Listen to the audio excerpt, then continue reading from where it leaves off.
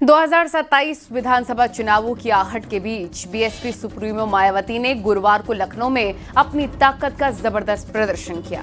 Rally की भीड़ पर सवाल उठाने वालों को करारा जवाब भी दिया। उधर आजम खान ने भी मायावती के बयान पर प्रतिक्रिया दी है, दिखाते हैं। के सम्मान में, समाज के सम्मान में, अपने महापुरुषों के सम्मान में, अपने महापुरुषों के सम्मान में। लखनऊ के कांशीराम स्मारक स्थल पर गुरुवार को बीएसपी की महारैली ने राजनीतिक हलचल मचा दी। साथ ही रैली की भीड़ पर सवाल उठाने वालों को करारा जवाब दिया और कहा कि इस रैली में हजारों कार्यकर्ता, युवा और महिलाएं अपने खून पसीने की कमाई से पहुंचे। इस भीड़ को देखकर विरोधी पार्टियों की नींद उड़ना स्वाभाविक है।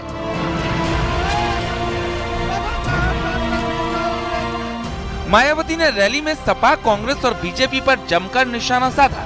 रैली से ही बीएसपी अध्यक्ष मायावती ने बगैर नाम लिए आजम खान का जिक्र किया था। बीएसपी अध्यक्ष मायावती के बयान पर एसपी नेता आजम खान ने प्रतिक्रिया दी और कहा कि अगर उन्हें दुख पहुंचा तो मुझे अफसोस है। वो एक बड़े जनसमूह की नायक हैं। हम उनकी इज्जत भी करते हैं, एहतराम भी करते हैं, और अगर उन्हें मीडिया के माध्यम से कोई ऐसी खबर मिली है जिससे दुख पहुंचा हो तो मुझे अफसोस है उसके लिए। दरअसल महारैली से मायावती ने कहा था कि दिल्ली और लखनऊ में अफवाह फैलाई गई, मैं कभी किसी से छिपकर नहीं मिलती हूँ। 9 अक्टूबर के कार्यक्रम के घोषित होते ही पिछले महीने से ये अफवाह फैलाना शुरू कर दिया था कि दूसरी पार्टियों के फलाना वरिष्ठ नेता बीएसपी में आ रहे हैं और वे बीएसपी प्रमुख से दिल्ली व लखनऊ में भी मिले हैं, लेकिन मुझे तो इसके बारे में अभी तक भी कोई जानकारी नहीं है। मिलना तो बहुत दूर की बात है और मैं कभी छिप के नहीं मिलती हूँ, जब मिलती हूँ तो खुले में मिलती हूँ। मन रैली के जरिए ही सही बीएसपी जनाधार मजबूत करने में जुटी है। ये रैली बीएसपी के लिए करो या मरो का संदेश थी। पार्टी खिसकते जनाधार को फिर से जोड़ने की कोशिश जारी है। Bureau report, news 18।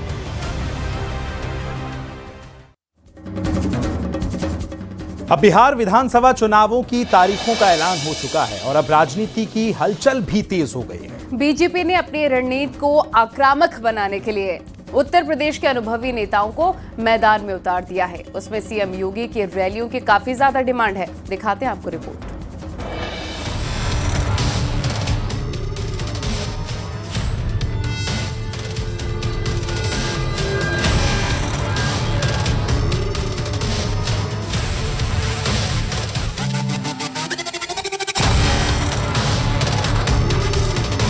बिहार की 243 सीटों पर सियासी जंग तेज हो चुकी है। बीजेपी केंद्रीय नेतृत्व ने चुनावी रणनीति को मजबूत करने के लिए यूपी के टॉप नेताओं को बिहार भेजा है।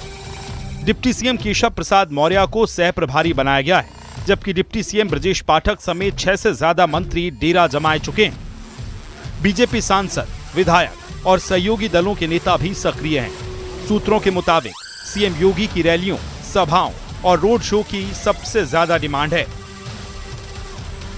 2017 से पहले उत्तर प्रदेश की स्थिति भी लालू के जंगल राज जैसी ही थी, लेकिन 2017 के बाद उत्तर प्रदेश को निवेश वाला उत्तर प्रदेश, सुशासन वाला उत्तर प्रदेश, रोजगार वाला उत्तर प्रदेश किसी ने बनाया तो योगी आदित्यनाथ जी ने बनाया है। तो निश्चित रूप से देश और दुनिया में लगातार उनके सुशासन की तारीफ हो रही है और देश में जब कहीं जहां भी चुनाव होते हैं वहां के लोग योगी जी की डिमांड करते हैं। 2 चरणों में सीएम योगी 24 से ज्यादा चुनावी सभाएं करेंगे, जो 50 से अधिक विधानसभा क्षेत्रों को कवर करेंगी। योगी पहले और दूसरे चरण में स्टार प्रचारक रहेंगे। केशव मौर्य और ब्रजेश पाठक की भी सभाएं प्रस्तावित हैं। देवरिया से विधायक शलभ मणि त्रिपाठी को प्रबंधन की जिम्मेदारी दी गई है, जबकि मंत्री दयाशंकर सिंह प्रभारी मंत्री धर्मेंद्र प्रधान के साथ जुटे हैं। भाजपा का फोकस यूपी मॉडल को बिहार में दोहराना है।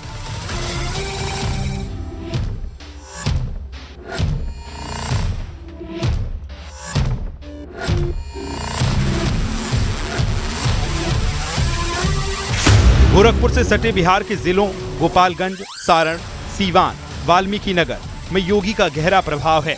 उनकी फायर ब्रांड हिंदुत्व इमेज युवाओं को आकर्षित करती है।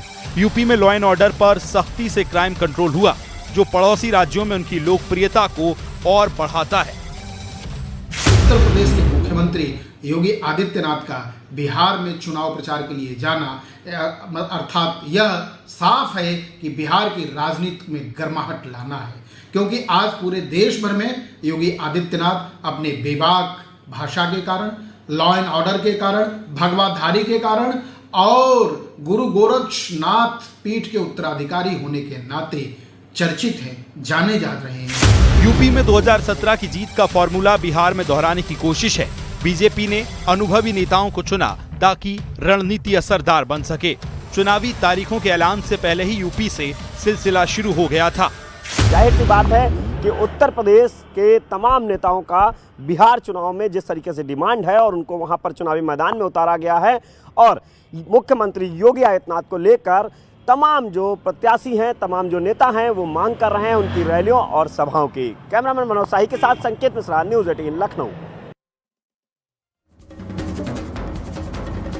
पवन सिंह की पत्नी ज्योति सिंह ने जन स्वराज पार्टी के अध्यक्ष प्रशांत किशोर से मुलाकात की है। और इस मुलाकात के बाद ज्योति सिंह ने कहा कि मैं यहाँ चुनाव लड़ने नहीं आई हूँ, मेरे साथ अन्याय हुआ है। दरअसल पवन सिंह ने हाल ही में बीजेपी ज्वाइन की है, जिसके बाद बिहार की सियासत में हलचल और बढ़ गई है। दिखाते हैं आपको।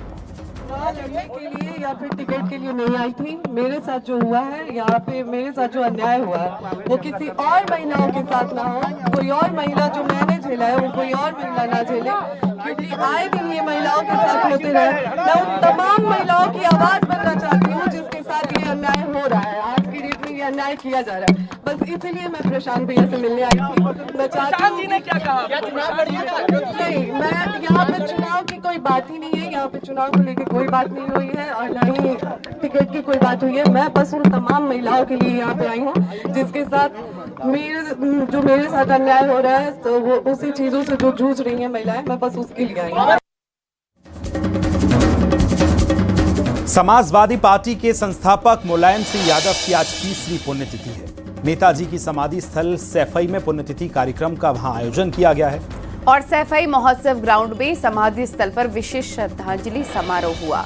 एसपी मुखिया अखिलेश यादव ने समाधि स्थल पहुंचकर पुष्पांजलि अर्पित की है। सैफई में परिवार के तमाम लोग मौजूद रहे। इस दौरान एसपी अध्यक्ष अखिलेश यादव ने एक बार फिर से पीडीए का जिक्र किया। नेताजी की पुण्यतिथि पर उनके समर्थक, चाहे वो समाजवादी पार्टी में हो चाहे न हो, क्योंकि उनका दायरा बहुत बड़ा था। जीवन भर उन्होंने उनके सामने जो आए, अगर दूसरी पार्टी का भी कोई है आया काम के लिए तो कभी मना नहीं किया, निराश नहीं किया। हमेशा सभी वर्गों को जिस तरह सम्मान मिलना चाहिए कोशिश करें सम्मान मिले, चाहे वह सेना का सम्मान हो, चाहे वो युवाओं का सम्मान हो, चाहे वो बेटियों का सम्मान हो। नेताजी ने हमेशा यही कार्य करा है कि वर्ग, समाज के सभी वर्ग को सम्मान मिले, उनका हर पीड़ित, दुखी, अपमानित, पीड़िए, हम सब एक सूत्र में बंधे लोग हैं। उस बात को, उस लड़ाई को आगे बढ़ा करके पीडीए के स्व सम्मान और सम्मान के लिए हम लोग लगातार काम करते रहेंगे। जो नाइंसाफी है, जो जुल्म है, जो अत्याचार है, उसके खिलाफ लगातार संकल्प लेकर के हम लोग काम आगे करते रहेंगे। उत्तर प्रदेश में आगामी विधान परिषद यानी एमएलसी चुनाव को लेकर सियासी हलचल तेज हो गई है और इंडी गठबंधन के साथ ही समाजवादी पार्टी और कांग्रेस ने ये चुनाव अलग अलग लड़ने का फैसला लिया है। गुरुवार को समाजवादी पार्टी ने अपने उम्मीदवारों का ऐलान किया, तो वहीं कांग्रेस पार्टी ने भी एमएलसी चुनाव को जीतने के लिए पूरी ताकत लगा दी है। रिपोर्ट में आपको दिखाते हैं। यूपी में होने वाले शिक्षक और स्नातक विधान परिषद चुनाव के लिए समाजवादी पार्टी ने अपने पत्ते खोल दिए हैं। सबसे पहले गुरुवार को समाजवादी पार्टी ने अपने 5 प्रत्याशियों के नाम का ऐलान कर दिया। सभी राजनीतिक दलों को अपने हिसाब से संगठनात्मक और राजनीतिक बदलाव करने की छूट है। सभी दल अपने अपने हिसाब से निर्णय करते हैं, लेकिन जिस तरह से उत्तर प्रदेश की जनमानस ने श्री अखिलेश यादव जी के संघर्षों को और समाजवादी पार्टी के कार्यकर्ताओं को लड़ते हुए देखा है, जनता जानती है कि श्री अखिलेश यादव जी के यशस्वी नेतृत्व में समाजवादी पार्टी ही जनता के मुद्दों पर बात करती है। इस ऐलान के बाद यह तय हो गया कि इंडिया गठबंधन के साथ ही कांग्रेस का हाथ छूट गया है। अब कांग्रेस ने भी एमएलसी चुनाव अकेले दम पर लड़ने का ऐलान किया और पार्टी नेताओं की जिम्मेदारी और जवाबदेही भी तय कर दी। ये जो ग्रेजुएट लोग हैं, जो टीचर्स हैं, वकील हैं, डॉक्टर्स हैं, ये उनका चुनाव है। ये पार्टी सिंबल पे नहीं होता, इस नाते इसको हम अकेले लड़ेंगे और पूरी ताकत के साथ लड़के जीतेंगे। दरअसल यूपी विधान परिषद की 11 सीटों पर अगले साल फरवरी में चुनाव होने हैं। इसमें 6 शिक्षक और 5 स्नातक निर्वाचन क्षेत्र शामिल हैं। साफ है कि इस चुनाव में इंडिया गठबंधन की राहें जुदा हो गई हैं। समाजवादी पार्टी और कांग्रेस अपने दम पर चुनावी मैदान में उतरेंगे। ये चुनाव 2027 विधानसभा चुनाव का ट्रेलर है, जहां वोट ट्रांसफर की जगह अब सीधी टक्कर होगी। हालांकि राजनीतिक जानकारों का मानना है कि सपा और कांग्रेस, जो कि इंडिया गठबंधन के साथी हैं, इनका अलग अलग चुनाव लड़ना उत्तर प्रदेश की राजनीति में कुछ नए समीकरण पैदा कर सकता है, जिसका आने वाले 2027 के विधानसभा चुनाव पर भी एक बड़ा असर देखने को मिल सकता है। कैमरामैन रवि गुप्ता के साथ राजीव प्रताप सिंह, न्यूज 18 लखनऊ।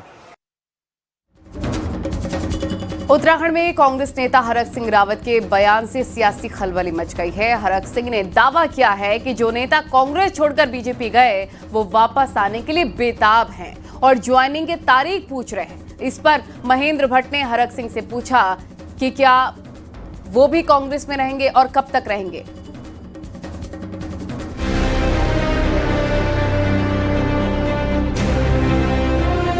बीजेपी और कांग्रेस के बीच नेताओं को तोड़ने की बात चलती रहती है। अब तक ज्यादातर यही हुआ है कि सत्ताधारी बीजेपी ने कांग्रेस नेताओं को तोड़ा है, लेकिन 2022 में बीजेपी को बाय बाय कह चुके कांग्रेस नेता हरक सिंह रावत ने बड़ा बयान दिया है। हरक सिंह रावत के मुताबिक कांग्रेस से जो बीजेपी में गए वो वापस आने को बेचैन हैं। हाल ये है कि बार बार फोन करके ज्वाइनिंग की तारीख पूछ रहे हैं। लेकिन मैं देख रहा हूँ भाजपा के जो हमारे साथ के कार्यकर्ता जो भाजपा में चले गए, मुझको टेलीफोन कर रहे हैं, कह रहे हैं कि सर कब ज्वाइनिंग करनी कांग्रेस। और अभी तो शुरुआत है, मैं बता रहा हूं, आगे आप देखना भाजपा का सुपड़ा साफ करना है। हरक सिंह रावत 2027 में बीजेपी के सफाये की बात कर रहे हैं और कांग्रेस से बीजेपी में आए नेताओं की घर वापसी की बात कर रहे हैं। तो बीजेपी ने हरक सिंह रावत से ही सवाल पूछ डाला है। बीजेपी प्रदेश अध्यक्ष महेंद्र भट्ट के मुताबिक हरक सिंह रावत तय कर ले कि वो कांग्रेस में कब तक हैं। हरक सिंह रावत जी का ये कहना कि अनेकों लोग उनके संपर्क में है, तो मैं तो इतना कहना चाहूंगा, पर हरक सिंह रावत जी ये तय कर लें कि कांग्रेस में कब तक हैं। वो कांग्रेस में रह के भी भाजपा की बातें करते हैं और मैं कह सकता हूं कि बहुत जल्दी एक बड़ा पटाक्षेप होगा जिसकी कल्पना हरक सिंह रावत जी ने कभी की भी नहीं होगी। एक तरफ कांग्रेस नेता हरक सिंह रावत बीजेपी से लगातार ज्वाइनिंग के लिए फोन आने की बात कर रहे हैं, वहीं बीजेपी ने ये कहकर कि हरक सिंह रावत कब तक कांग्रेस में है, नया मुद्दा खड़ा कर दिया है। दीपांकर भट्ट, न्यूज 18 देहरादून।